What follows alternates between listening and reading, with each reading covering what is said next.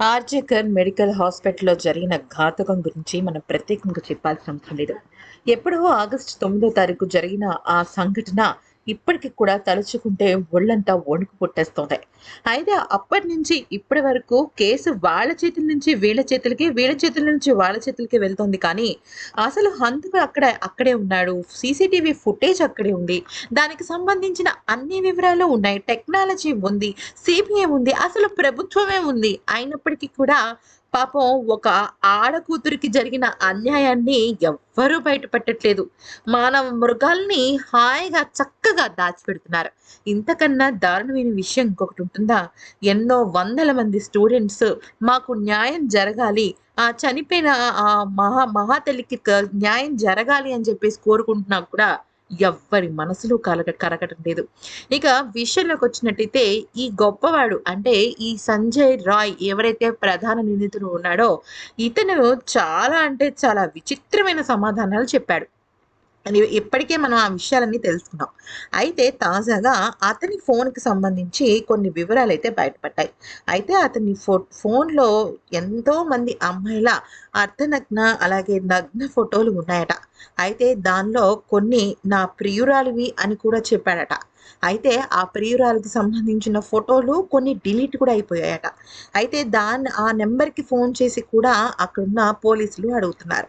అయితే ఇక ఈ ఆర్‌జేకర్ హాస్పిటల్ మాజీ ప్రిన్సిపల్ అయిన సందీప్ ఘోష్ ఆస్తులన్నిటిని కూడా ఈడీ వాళ్ళు స్వాధీనం చేసుకున్నారు.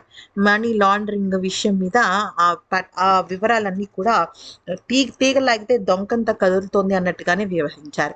ఇక ఈ సంజయ్ రాయ్ విషయంలోకి వచ్చినట్టయితే అతను లాస్ట్ కాల్ రికార్డింగ్ ఎవరితో ఉంది ఆ ఘటన జరిగే ముందు అంటే అది కూడా ఒక ఆడ మనిషితోని, అది కూడా ఒక అధికారితో మాట్లాడినట్టు తెలుస్తుంది. ఆమెతో చాలా అంటే చాలా ర్యాష్‌గా, అసభ్యకరంగా మాట్లాడాడట ఈ దుర్మార్గుడు.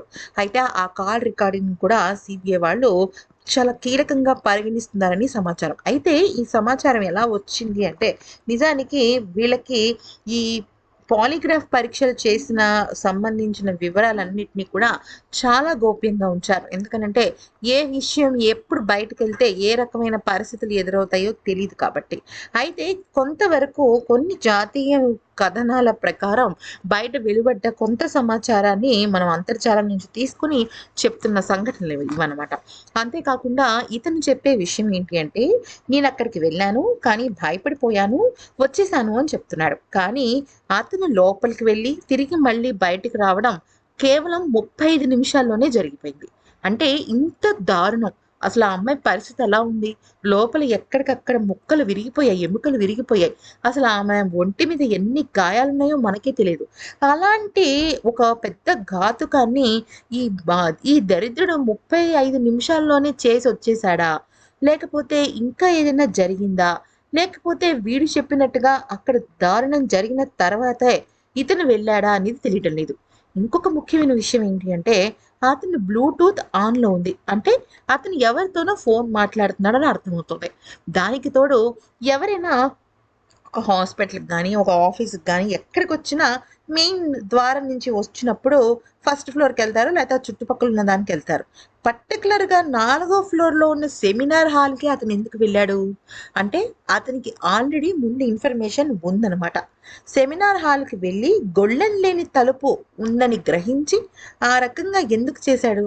ఇంత కళ్ళ ముందు ఆధారాలు కనబడుతున్నా కూడా ఇంకా ఈ కేసు ఒక కొలిక్కి రాలేదు అంటే మాత్రం ఎంత పెద్ద పెద్ద తలకాయలున్నాయో అర్థమవుతోంది. ముఖ్యంగా ఈ అమ్మాయి గతంలో ఆ మాజీ ప్రిన్సిపల్ సందీప్ ఘోష్ చేసిన దారుణాలను బయట పెడతానని చెప్పిందట. అయితే ఆమెకు 36 గంటల పాటు వర్క్ లోడ్ ఇవ్వడం జరిగిందట. అయినా ఆ అమ్మాయి లొంగలేదు. చాలా ఎక్కువగా ఆమెను మాటలతో హింసించేవాడట. అయినా కూడా ఆ అమ్మాయి లొంగలేదు. అందుకని ఈ ఘాతుకానికి పాల్పడి ఉండుండొచ్చు అంటూ కొంతమంది అక్కడున్న వాళ్ళ స్టూడెంట్స్ చెప్తూ వచ్చారు. అయితే నిండు గర్భిణీ స్త్రీని కాలుతో తన్నిన నేర చరిత్ర కూడా ఆ మాజీ ప్రిన్సిపాల్ సందీప్ ఘోష్‌కి ఉంది.